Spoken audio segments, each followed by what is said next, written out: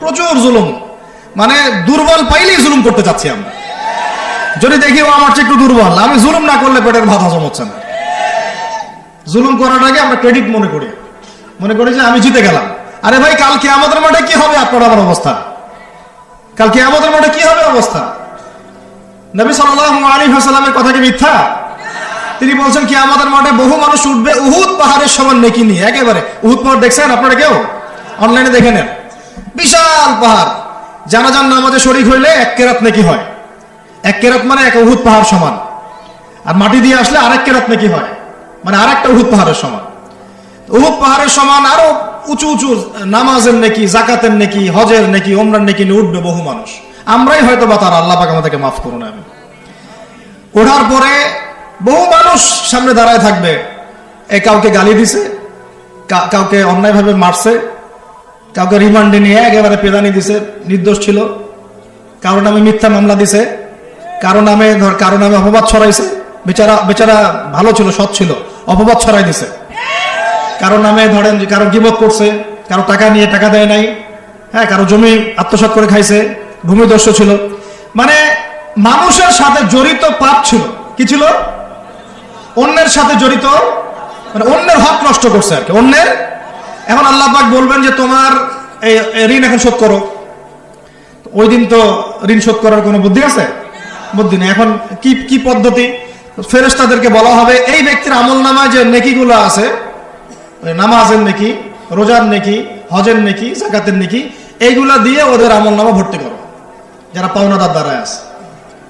এই ভর্তি করতে করতে করতে করতে এক সময় দেখা যাবে এই ব্যক্তির আমলনামা ফাঁকা হয়ে যাবে। তখন কি হবে? ফেরেশতাদেরকে বলা হবে ওই যে যারা ভুক্তভোগী, ওদের আমলনামা থেকে গোনাহ নিয়ে এই ব্যক্তির আমলনামায় ঢাল। নাউজুবিল্লাহ।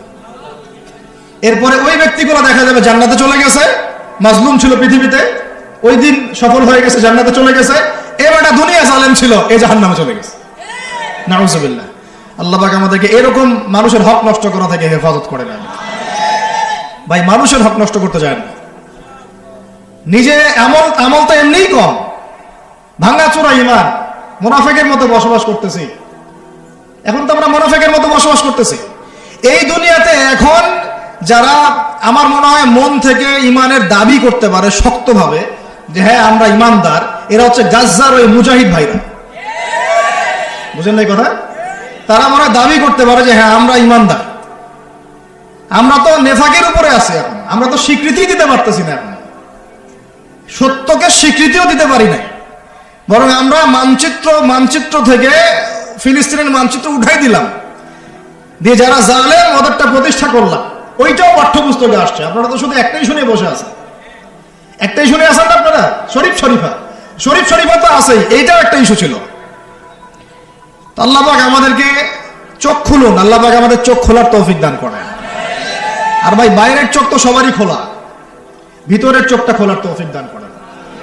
আমি অনেক ভিতরে চলে আসছি, বুঝাইতে চাচ্ছিলাম যে এই বিশ্বে এখন আল্লাহ পাককে সার্বভৌম ক্ষমতার অধিকারী মানা হচ্ছে না। এটা হচ্ছে বৈশ্বিক শিরক। রাজনৈতিক ক্ষেত্রে আমরা আল্লাহর সার্বভৌমত্ব মানছি না, অর্থনৈতিক ক্ষেত্রে আমরা আল্লাহর দেয়া বিধান মানছি না, শিক্ষা ক্ষেত্রে আমরা আল্লাহ পাকের দেয়া শিক্ষানীতি মানছি না, সংস্কৃতির মধ্যে আমরা আল্লাহর সংস্কৃতি মানছি না, ব্যক্তি জীবনে, ইবাদতের জীবনে, পারিবারিক জীবনে, সামাজিক জীবনে আমরা আল্লাহ পাকের সার্বভৌমত্বকে বাদ দিয়ে মানুষের সার্বভৌমত্ব প্রতিষ্ঠা করেছি। আর আমরা তেলাওয়াত করতেছি তাবারাকাল্লাযী বিয়াদিহিল মুলক, আবার পড়তেছি কুলিল্লাহুম্মা মালিকাল মুলক, হে বলুন হে রাজত্বের অধিকারী, তুতিল মুলকা মান তাশা ওয়া তানজিউল মুলকা মিম্মান তাশা। আয়াতটা জানেন না আপনারা? সূরা আলে ইমরানে আছে। তো আমাদের কথা আর বাস্তবতার মধ্যে অনেক ফারাক। আল্লাহ পাক আমাদেরকে কোরআন গভীরভাবে অনুধাবন করার তৌফিক দান করেন। খালি তেলাওয়াত করলেই হবে না ভাই, এর অর্থটা জানতে হবে। অর্থ না জানলে পরে তেলাওয়াত করলে নেকি হবে না, এটা বলি নাই আমি। বলেছি শুধু তেলাওয়াত করলেই পুরো হক আদায় হয় না, শুধু তেলাওয়াত করলেই পুরো হক আদায় হয় না, 100 বার হয় না। আবার বলতেছি, শোনেন ভালো করে, তেলাওয়াত করলে প্রত্যেক হরফে 10 নেকি হয়, কিন্তু শুধু তেলাওয়াত করলেই কোরআনের সম্পূর্ণ হক আদায় কোশ্চিন কালেও হয় না। এই যে অর্থগুলো না জানলে আপনি কিভাবে বাস্তবায়ন করবেন, বুঝবেন কিভাবে, কি বলেছেন আল্লাহ পাক কোরআনে? এই যে একটা আয়াত নিয়ে এতগুলো কথা বললাম, আপনারা এখন চোখ খুললো যে সারা বিশ্বে আল্লাহর সার্বভৌমত্ব সভরেন্টি নাই। এখন আমরা মানুষ একটা প্রতিষ্ঠা করেছি কিছু কিছু জায়গায়, ইল্লা মাশাআল্লাহ, কিছু কিছু জায়গায় আমরা মেনে নিয়েছি যে আল্লাহ পাকই সার্বভৌমত্ব ক্ষমতার অধিকারী। এখন তো এটা মানুষের হাতে উঠাই দিয়েছেন। আল্লাহ পাক আমাদেরকে পাঠাইছেন দুনিয়াতে তার খলিফা হিসেবে। কি হিসেবে? তো আল্লাহর খলিফার কাজ কি? শয়তানের দাসত্ব করবে না আল্লাহর? বলেন, আল্লাহর খলিফার বৈশিষ্ট্য কি, ফাংশন কি? সে কি শয়তানের দাসত্ব করবে না আল্লাহর? সে কি আল্লাহর বিধান মানবে না শয়তানের? সে কি আল্লাহর সার্বভৌমত্ব মানবে না শয়তানের? তাহলে আমরা আল্লাহ পাকের কয়টা বিধান বাস্তবায়ন করতে পারছি? একজন আমাকে খুব কড়া ভাষায় বলছিলেন একদিন যে আপনি প্রথম ব্যক্তি মনে হয় বলেছেন যে ঢাকা হচ্ছে যে সিটি অফ আখিরুজ্জামান। আপনি চোখে দেখেন না ঢাকা শহরে এত এত মসজিদ আছে? বললাম যে এইটা আপনার চেয়ে আগে আমি দেখছি ঢাকা শহরে এতগুলো মসজিদ আছে। আমার কাছে হিসাব করা আছে কয়টা মসজিদ ঢাকায় আছে। তাহলে আপনি বললেন যে এটা সিটি অফ আখিরুজ্জামান। বললাম ঢাকা শহরে এতগুলো যে মসজিদ আছে কত বছর থেকে আছে? বলছে 50, 60, 70 বছর থেকে। তো বলো 70 বছরে কোরআনের আপনি একটা বিধান বাস্তবায়ন করতে পারছেন ঢাকায়? বলেন, পারছেন? ঢাকা শহরে কি চোরের হাত কাটা হয়? ঢাকা শহরে কি জেনার শাস্তি দেওয়া হয়? মদ পান করলে 40 লাঠি দেওয়া হয়? ব্যভিচার করলে রজম দেয়া হয়? সমকামিতা করলে রজম দেয়া হয়? ধর্ষণ করলে প্রকাশ্য মৃত্যুদণ্ড দেয়া হয়? মসজিদ দিয়ে কি করবেন আপনি এখন? বলেন, এতগুলো মসজিদ দিয়ে কি করবেন? মসজিদে আমরা নামাজ পড়ি, ব্যক্তিগত ইবাদত। আর মানুষের বাঙালিকে কারা জানি বুঝাইছে সারা জীবন যত ইচ্ছা পাপ কর, শেষ জীবন একটা মসজিদ বানায় যাইস বা মসজিদের সভাপতি হয়ে থাকিস। ঠিক আছে, যত ইচ্ছা কর, যা ইচ্ছা কর, সুদ খা, ঘুষ খা, সব কর, শেষে একটা মসজিদ বানাই দিস। কারণ হাদিসটা হচ্ছে মান বানা লিল্লাহি মাসাজিদান বানাল্লাহু বাইতান ফিল জান্নাহ। কেউ যদি আল্লাহর জন্য একটা মসজিদ বানায়, আল্লাহ পাক তার জন্য জান্নাতে একটা ঘর বানাবে। ব্যাস, এই হাদিসের উপর আমল কইরা কবরে যাবে। সারা জীবন যে আমি মাশাআল্লাহ নাউজুবিল্লাহ আল্লাহর কোনো বিধানই মানলাম না, না নামাজ, না যাকাত, না সাদাকা, না এই যে কোরআন এর হক আদায় করা, না আমর বিল মারুফ, না নাহি আনিল মুনকার, না ইকামাতের দিন, ইত্যাদি ইত্যাদি। প্রথম কথা বলছিলাম লাআল্লাকুম তাত্তাকুনের হক আদায় করতে হবে। রাজি আছি তো ইনশাআল্লাহ? 2 নাম্বার এই যে বলছিলাম কুতিবা আলাইকুম নিয়ে কথা। কুতিবা আলাইকুম শুধু সিয়াম না, কুতিবা আলাইকুম কিসাসও আছে এখানে। কোন কিতাব? এখানে আছে না নাকি বাড়ায় বললাম? আর এই কোরআন তো ভাই সবারই বাসায় আছে, কেন মানতে চান না? এত কেন ঘনিতা কোরআনের সাথে? আর বাঁচবই বা কতদিন আমরা? সর্বোচ্চ 100 বছর। ভাই সবাইকেই তো একা একা আল্লাহর সামনে দাঁড়াইতে হবে, তাহলে এত ঘনিতা কিসের? এত নেফাকি কেন? এত অস্বীকৃতি কেন? ইসলাম নিয়ে এত অ্যালার্জি কেন? আল্লাহ রসুল এবং ইসলামের নাম শুনলে গা জ্বলে কেন? কোরআন সুন্নাহর বিধানের কথা শুনলে কেন মনে হয় যে বাঁকা চোখে তাকান কেন? না জানি আবার কি বলতেছে, কোন জঙ্গি আসলো, কোন সন্ত্রাসী আসলো, এগুলো কি শুরু করছেন? এটা কোরআনের কথা, হাদিসের কথা, আল্লাহর কথা, রসুলের কথা। এখানে এইসব শব্দ প্রয়োগ করেন কেন? কবরে কি আমরা যাবো, আপনারা যাবেন না? আপনাদেরকে হিসাব দেওয়া লাগবে না? কি মনে করতেছেন আপনারা? আর এই উম্মার বিজয়ের জন্য কি শুধু আমাদের একার দায়িত্ব না, সবার দায়িত্ব আছে? সবাই মিলে তো শক্ত হাতে একটা হাতত ধরলে না ইসলাম বিজয় হবে। তো আল্লাহ পাক যে ক্ষমতা যাদেরকে দিয়েছেন, কেন আপনারা বুঝতে চেষ্টা করেন না যে আল্লাহ রাব্বুল আলামিনের কাছেই সার্বভৌম ক্ষমতা, তার বিধান বাস্তবায়ন করেন, আল্লাহ পাক আপনাদেরকে আরো শক্তিশালী করবেন ইনশাআল্লাহ। যদি না করেন তাহলে শুনেন, একটা সময় পর্যন্ত আল্লাহ পাক ছাড় দেন। এটা ইতিহাস। নমরুদ একটা লম্বা সময় ছাড় পাইছে, ফিরআউন আরো লম্বা একটা সময় ছাড় পাইছে, আজ জাতি সামুদ, আসহাবুল আইকা, মাদিয়ান, লূত, কত যে কম চলে গেছে হিসাব নাই। ইতিহাসটা খালি পড়বেন কোরআনের, কত যে কম পৃথিবী থেকে চলে গেছে এরই হিসাব নাই। আল্লাহ পাক জানাইছেন অল্প কিছু, বাকি কিছু জানানো নাই আল্লাহ পাক আমাদেরকে। আল্লাহ পাক জানানি নাই অনেক কিছু আমাদেরকে, যেগুলো আমাদের দরকার সেগুলো জানাইছেন কিছু কিছু। কেউ কি টিকতে পারছিল? কেউ কি আল্লাহর বিধানের বাইরে গিয়ে চলতে পারছে, দুনিয়ায় টিকতে পারছে? কেউ কি চিরস্থায়ী ছিল? কোন নবীও তো চিরস্থায়ী ছিল না। তাহলে কিসের পিছনে ছুটতেছেন? আল্লাহ পাক আমাদের সবাইকে কথাগুলো বোঝার তৌফিক দান করেন। ব্যক্তি জীবন থেকে শুরু করে এক সর্বোচ্চ লেভেল পর্যন্ত কোরআন, হাদিস, ইসলামকে বাস্তবায়ন করার তৌফিক দান করেন। আল্লাহ পাক যাদের মধ্যে এই সততা আছে, এই মানুষগুলোকে আল্লাহ পাক আমাদের ঊর্ধ্বতন কর্তৃপক্ষ বানায় দেন, আমিন। বা যারা আছেন তাদেরকে আল্লাহ পাক হেদায়েত দান করেন। রমাজানের এই শিক্ষাটার সামনে এরকম দুই একটা শব্দ আছে, কুতিবা আলাইকুমুল কিসাস। আর একটা তো বললে তো মাথাই খারাপ হয়ে যাবে, বলবো? ওই যেখানে দেখছেন কুতিবা আলাইকুমুস সিয়াম, কুতিবা আলাইকুমুল কিসাস, এই ডানে বামেই খুঁজবেন, 3টা পৃষ্ঠার মধ্যেই পাবেন। লেখা আছে কুতিবা আলাইকুমুল কিতাল, কুতিবা আলাইকুমুল, এটা আবার কি? কুতিবা আলাইকুমুল কিতাল, তোমাদের উপর যুদ্ধকে ফরজ করা হয়েছে। কি ফরজ করা হয়েছে? একা একা আপনি করবেন না, একা একা করবেন না, ইসলামিক রাষ্ট্র করবে, ইসলামের রাষ্ট্রের আমির করবে, তার নেতৃত্বে জনগণ করে, একা একা বিচ্ছিন্ন ভাবে করে না। কুতিবা আলাইকুমুল কিতাল, এইটা যখন মুসলমানরা ছেড়ে দিয়েছে, ওই সময় থেকে এই মাইর খাওয়ার যুগ শুরু হয়েছে। অটোমান এম্পায়ারটা সর্বশেষ ওই ফাইট করছিল ওই পশ্চিমাদের সাথে, পরাজিত হয়ে যায় তারা প্রথম বিশ্বযুদ্ধে 1914 থেকে 17-18 মধ্যে। এরপরে যে ব্রিটেন দখল করে জেরুজালেম, বেলফোর্ট ডিক্লারেশন হয়, তারপরে ইহুদিদেরকে ওই জায়গাটা ছেড়ে দেয়। এরপর থেকে যে 100 বছর হলো, আমাদের খিলাফা পতনের 100 বছর হয়ে গেছে। কত বছর? এটা একটা আশারও কথা। আশার কথা কেন? প্রত্যেক 100 বছর পর পর আল্লাহ পাক পরিবর্তন নিয়ে আসেন, এটা ইতিহাস ঘাটলে পাবেন। 100 বছর পর পর আল্লাহ রাব্বুল আলামিন বড় বড় পরিবর্তন পৃথিবীতে নিয়ে আসেন। তো যেহেতু খিলাফা পতনের 100 বছর হয়ে গেছে, আশা করা যায় সামনে কিছু ভালো কিছুই হবে ইনশাআল্লাহ। ওই অটোম্যানদেরকে 1917 সালে 14 থেকে 17-র মধ্যে পরাজিত করে বাইতুল মুকাদ্দাস, যেখানে দেখতেছেন অক্টোবর থেকে এই পর্যন্ত মনে হয় 40,000 ছাড়াই গেছে, প্রাণহানি ছাড়া যায় না। বেশিরভাগই নারী আর শিশু, বেশিরভাগই কি?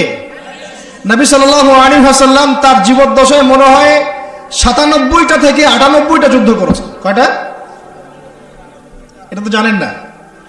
আমরা শুধু জানি নবী সাল্লাল্লাহু আলাইহি ওয়াসাল্লাম মিষ্টি পছন্দ করতেন, মিসওয়াক করতেন, তারপরে ডান কাঁধে শুইতেন, হ্যাঁ, সাদা জামা পছন্দ করতেন, দাড়ি রাখতেন, এইগুলো আমরা জানি মাশাআল্লাহ।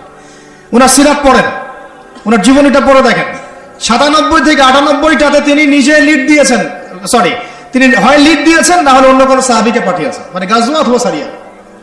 এখন এই 100টার মতো যুদ্ধে আপনি দেখবেন না কোনো নারীকে হত্যা করা হয়েছে বা কোনো শিশুকে হত্যা করা হয়েছে, আপনি খুঁজে পাবেন না। একটা ইতিহাস দেখাতে পারবেন না যে মুসলমানদের হাতে কোনো শিশুকে হত্যা করা হয়েছে বা কোনো নারীকে হত্যা করা হয়েছে, আঘাত করা হয়েছে। শুধু আলী রাদিয়াল্লাহু আনহু একদিন এক নারীকে ধরেছিলেন, কারণ নবী সাল্লাল্লাহু আলাইহি ওয়াসাল্লাম বলেছিলেন যে অমুক জায়গায় এক মেয়েকে পাবা, ওই মেয়ের কাছে একটা চিঠি আছে, ও গুপ্তচর বৃত্তি করেছে, ওই চিঠি সে মক্কায় পৌঁছে দিতে চাচ্ছে, ওকে রাস্তায় ধরবা, ওর কাছ থেকে চিঠি আদায় করবা। কথা বুঝতে পারছেন? উনি গেলেন, দেখলেন হ্যাঁ ঠিক ওই জায়গায় এক মেয়ে আছে, এই চিঠি বের করো। আর নাই, আমার কাছে কোনো চিঠি নাই। তিনি বলছেন যদি চিঠি বের না করো তাহলে কিন্তু প্রয়োজনে একদম সব সার্চ করে চিঠি বের করবো কিন্তু। তো পরে ভয়ে সে চিঠি দিয়ে দিছে। এই একটাই ঘটনা পাওয়া যাচ্ছে যে মেয়েদের সাথে যুদ্ধক্ষেত্রে আচরণ। আর এই পুরো 100টা বা 98টা সারিয়ার গাজওয়ায় নবী সাল্লাল্লাহু আলাইহি ওয়াসাল্লাম সাহাবীদের হাতে একটা শিশুও মানে নিহত হয় নাই, একটা মহিলাও নিহত হয় নাই। যদি কোনো দলিল পান আমাকে জানায়েন, যদি আমার জ্ঞানে কমতি থাকে, আপনারা যদি দলিল পান আমাকে জানায়েন, আমার জানা নাই। আর আপনি দেখতেছেন অক্টোবর থেকে এই যে এটা কি মাস, মার্চ, এই যে 5-6-7 মাসের মধ্যে আপনি দেখতেছেন যে 40-42 হাজার মুসলমানকে মারা হচ্ছে, তার মধ্যে বেশিরভাগই নারী আর শিশু। নারী আর শিশু, এগুলো দেখলে তো ঘুম হয় না আমাদের, কিচ্ছু করার নাই, তামাশা দেখতেছি সবাই বসে বসে। আর যাদের করার ছিল এরা বসে খ্যাপসা খায়। কি খায়? ওরা ওই সিনেমা হল উদ্বোধন করে, মদের বার ওপেন করে, হ্যাঁ সুবহানাল্লাহ। পাশে নবী সাল্লাল্লাহু আলাইহি ওয়াসাল্লাম শুয়ে আছে, চিন্তা করেন, সাহাবীরা রাদিয়াল্লাহু আনহুম আজমাইন তারা শুয়ে আছেন। ওখানে গেলে মুমিনদের চোখের পানি ছেড়ে দেয় মানুষ। কি একটা অবস্থা! ওইখানে আল্লাহর ঘর বাইতুল্লাহুল হারাম। অনেকে আবার বলে কি করার আছে আমাদের কিছুই করার নাই। হ্যাঁ, তো ওই জন্য একদিন বলছিলাম তো কিছু করার নাই, তাহলে নেইমারকে নিয়ে এসে ফুটবল খেলাও।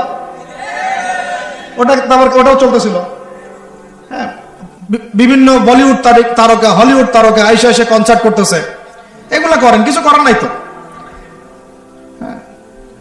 বেশি না, আপনারা যদি একটু জিও পলিটিক্স পড়েন দেখবেন 10টা, বেশি না 10টা মুসলিম কান্ট্রি যদি একসাথে হয়, 10টা মুসলিম কান্ট্রি যদি একসাথে হয় বা একটা টেবিলে বসতে পারে, এই 10টা মুসলিম কান্ট্রির কাছে যে পরিমাণ সৈন্য আছে, যে পরিমাণ অস্ত্র আছে, যে পরিমাণ জ্বালানি আছে, যে পরিমাণ তেল আছে, আর যে পরিমাণ গ্যাস আছে, আর বাকি কথা নাই বললাম, এই ইসরায়েলের মতো 100টা দেশের সাথে মোকাবেলা করতে পারত। এক একটা বাচ্চার রক্তের বদলা নেওয়া যাইতো, একটা একটা বোনের ইজ্জতের বদলা নেওয়া যাইতো। শুধু ওই ইমানদার কোন ওমর আল্লাহ পাক এখন আমাদের কাছে দেন নাই। কারণ কেন দেন নাই জানেন? কারণ আমরা তো আর তার সাহাবীদের মতো না। আমরা যদি সাহাবীওয়ালা জিন্দেগি আবার শুরু করি, আল্লাহ পাক ওমর ইবনে খাত্তাবও পাঠাবেন ইনশাআল্লাহ। বুঝাতে পারতেছি না? আমরা ঠিক না হলে তো আসমান থেকে ফেরেশতা নামবে না ভাই। আর আমরা এই এত দূরে বসে ছোট্ট একটা রাষ্ট্রের মধ্যে আলোচনা করি, কি আলোচনা করে আর কি ফায়দা হবে? কিন্তু আলোচনাগুলো করতেছি আল্লাহর কাছে দায়মুক্ত হওয়ার জন্য, যাতে আপনারা সত্যটা জানেন এবং হকটা বুঝতে চেষ্টা করেন, আপনার পরবর্তী প্রজন্মকে এটা জানান। আল্লাহ চায় তো আমরা না পড়লে কি হয়েছে, দেখা যাবে 100 বছর পরে হইলেও আমাদের পরবর্তী প্রজন্মরা ইনশাল্লাহ বাইতুল মুকাদ্দাস উদ্ধার করবে ইনশাল্লাহ। কারণ লিখা তো হয়ে গেছে এটা, যে ওইটা আমাদের হাতে আসতেছে ইনশাল্লাহ। এবং ওইখানে 40 বছর ইসলামিক খেলাফত বাস্তবায়ন না হওয়া পর্যন্ত এই বিশ্বে কিয়ামত হবে না ইনশাআল্লাহ। কত বছর? কে করবে? ঈসা আলাইহিস সালাম। কে করবেন? ঈসা আলাইহিস সালাম। তার সাথে সঙ্গ দিবেন ইমামুল মাহদি। এটা হবে সামনে। এখন ওইটা যখন হবে, ওই 40 বছর ইসলামী খেলাফত, তখন তাবারাকাল্লাযী বিয়াদিহিল মুলক, ওই আল্লাহ পাকের যে মুলক, আল্লাহ পাকের সার্বভৌমত্ব, আল্লাহ পাকের সরভেন্টি, আল্লাহ পাকের রাজত্ব, ওইটা সারা বিশ্বে প্রতিষ্ঠা হবে ইনশাআল্লাহ। এখন ওইটা নাই। এখন কি আছে? এখন মূল হচ্ছে জাতিসংঘের, সবকিছু ওদের হাতে। আর এগুলো গঠনই করা হয়েছিল মুসলমানদের স্বার্থ দমন করে পশ্চিমাদের স্বার্থ উন্নয়নের জন্য। একেবারে খোলামেলা কথা বললাম। এখন পর্যন্ত ওদের ভিশন এবং এজেন্ডা এইটাই। পৃথিবীর কোন জায়গায় মুসলমানের স্বার্থ তারা সর্বোচ্চ অগ্রাধিকার দিবে না, বরং আমাদেরকে দাস বানানোর জন্য এটা তৈরি করছে ওরা। আর আমরা এখন সেই দাসত্বের মধ্যে চলে আসছি। কেউ কিছু বলেও না, কেউ কিছু করে, সবাই মেনে নিয়েছি। আর কেন আলোচনা করে লাভ নাই? আপনারা প্রত্যেকটা ঘরে ঘরে একটা করে আইয়ুবের জন্ম দেন, আলোচনা করে লাভ নাই। এত প্রত্যেকটা মা বোনকে বলবো, একটা করে বাচ্চা দেন আমাদেরকে আইয়ুবের মতো, একটা করে বাচ্চা দেন তারেক বিন জিয়াদের মতো, একটা করে বাচ্চা দেন আমাদেরকে বিন কাসিমের মতো। ইনশাল্লাহ আজ না হোক 100 বছর পরে হলেও ইনশাল্লাহ বিশ্বের শাসন ক্ষমতা আমাদের হাতে আসবে ইনশাল্লাহ।